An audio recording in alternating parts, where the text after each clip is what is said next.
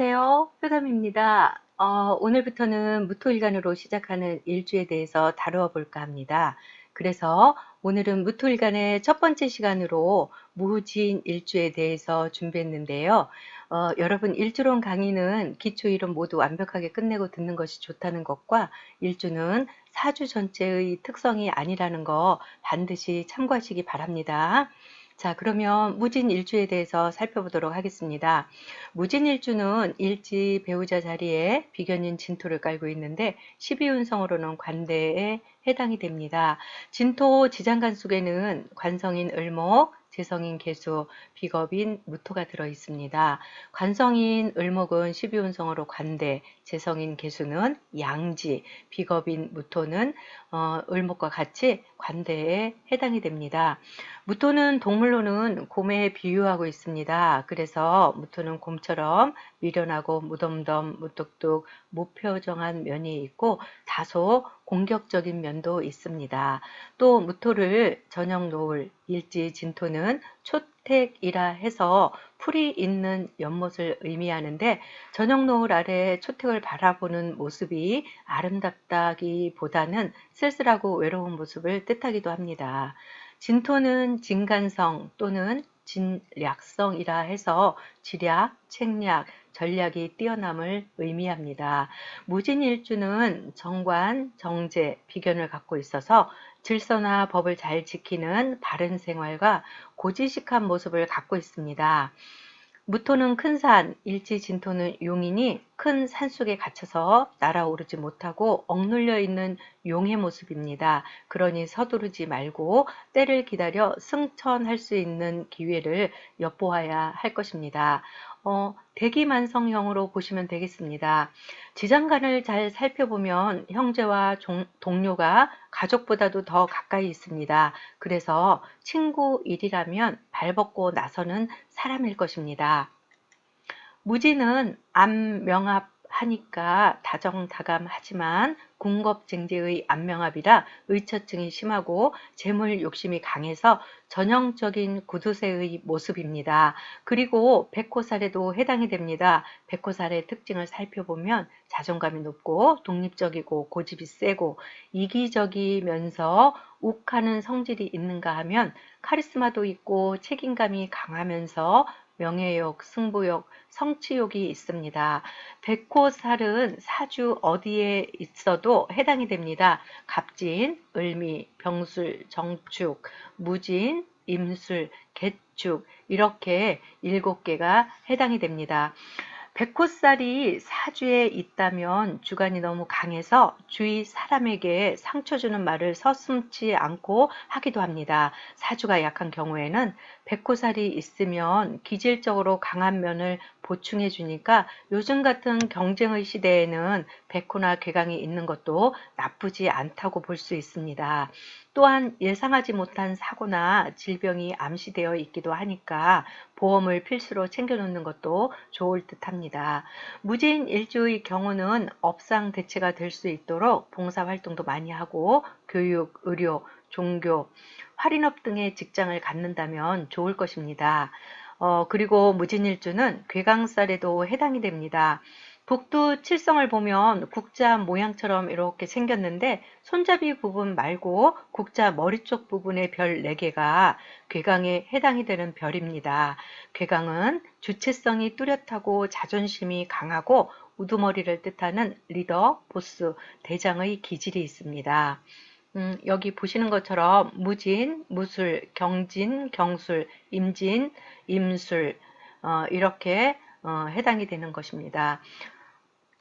무진일주는 홍염살에도 해당이 됩니다. 홍염살은 타인에게 인기가 있는 살입니다. 특히 이성에게 인기가 많은데 웃는 얼굴에 매력이 있습니다. 도화살이 자기 스스로 상대에게 드러내려고 한다면 홍염살은 상대가 나의 매력에 다가오는 기운을 말합니다.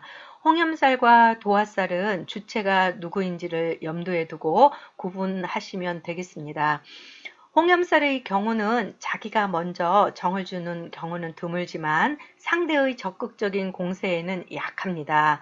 홍염살은 여기 보시는 것처럼 갑을 일간이라면 지지에 오화가 해당이 되고 병화일간이라면 지지의 임목이 홍염살에 해당이 됩니다.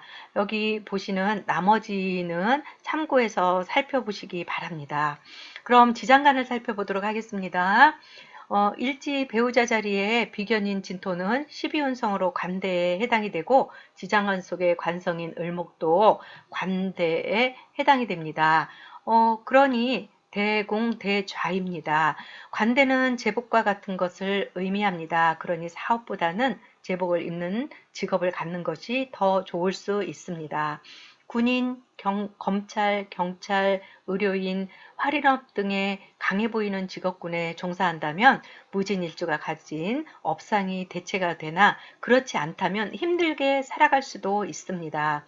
지장간을 잘 보시면 재성과 비견이 합을 하고 있습니다. 재물이 내게 오기도 전에 빼앗기는 형국으로 되어 있습니다. 그러니 사업은 잘 맞지 않습니다.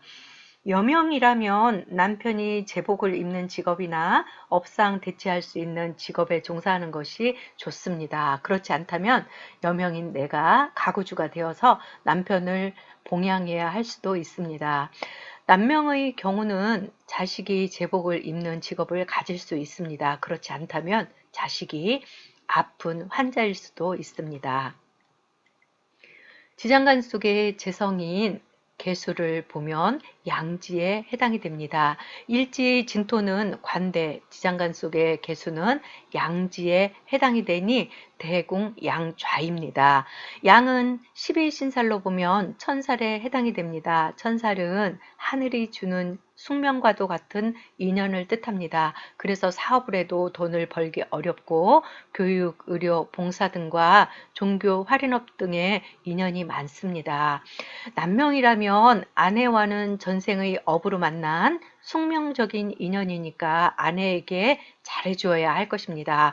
무토일간인 나는 지장간의 개수와 합을 하고 있습니다. 그런데 개수는 지장간 속에 무토와도 합을 하고 있어서 나는 아내를 의심하는 의처증의 증상이 나타날 수도 있습니다. 또는 아내가 아픈 사람이라 내가 돌보아야 할 수도 있습니다. 지장간 속의 비겁인 무토를 보면 관대입니다. 일지, 진토도 관대, 지장간 속의 무토도 관대, 그러니 대궁 대좌입니다.